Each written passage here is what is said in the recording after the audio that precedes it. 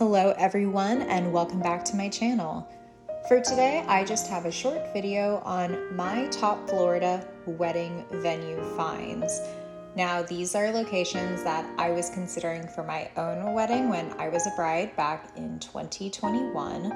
And I had a very few specific things in mind when I was looking for a spot.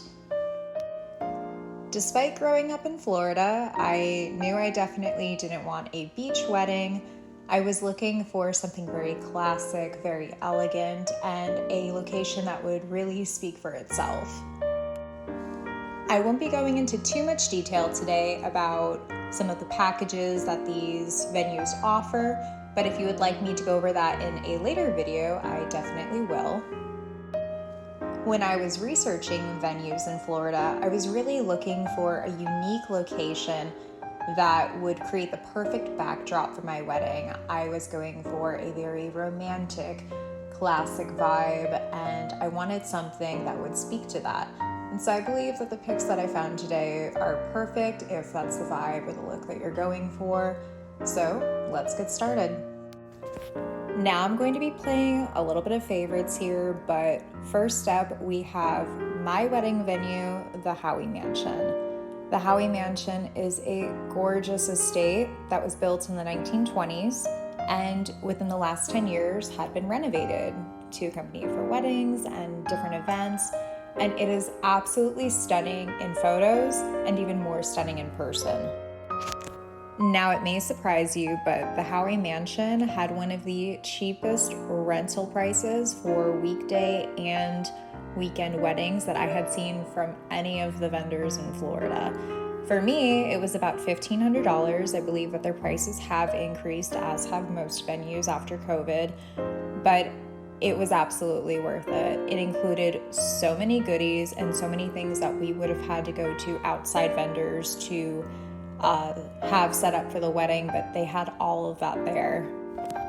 I could honestly speak for days about how amazing the service that we received from the mansion was and about all of the amazing opportunities that they had available, things that we wanted to book if we wanted to, like the Prohibition Room downstairs. They have an experience for that. And if you have a large family or people who want to stay with you before the wedding day or after, you also have the option to book the entire mansion to have everyone sleep there. And that's about $3,000 a night, which is amazing if you have a big family. So I would absolutely 100% recommend the Howey Mansion.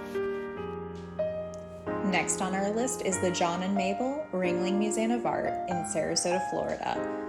This location is breathtaking from the minute that you walk in. There are so many manicured lawns and several locations on the grounds where you can get married. They do have a museum of art. They have a beautiful terrace with glass-stained windows that overlook the bay, and they also have the Ringling Circus Museum. Let's be honest, from looking at these photos, the views are to die for. And it's a wedding venue that I really haven't heard too much about, so I definitely think that this is a hidden find, a rare gem in Florida, so absolutely take advantage of it. Next up, we actually have what was my second choice for a wedding venue, Casa Feliz in Winter Park, Florida.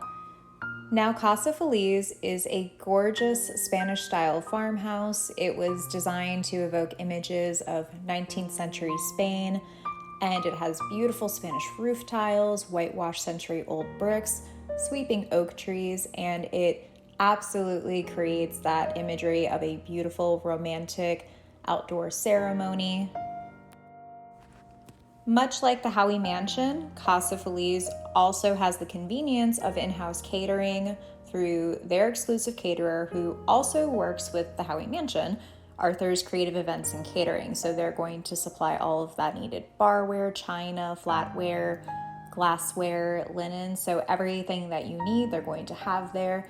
So that really kind of creates this very nice package to have everything available for you just to make your special day a little bit easier. Switching up gears, we're going to head on over to Tampa, Florida to visit the Oxford Exchange. Now, unlike the other venues, the Oxford Exchange was actually built in the 1920s and over the years had been renovated to sort of combine the classic older elements with newer contemporary ones, and has become a different kind of space. It is a restaurant, a bookstore, a coffee house, and a tea house. This venue is perfect for more intimate weddings, or if you do have a larger amount of guests, it can accommodate up to 170 people. As with the other venues that we discussed on this list, the Oxford Exchange speaks for itself, so it really doesn't need too much decoration to transform the space. And that's all I have for you today. This list was meant to showcase so many of the beautiful, unique, charming wedding venue locations that are here in Florida, and are ones that you might not hear about as often, but are absolutely hidden rare gems and are definitely worth a visit. If you'd like me to go into more detail about any of these locations or even my own experience as a bride, please let me know in the comments below. And thank you for watching.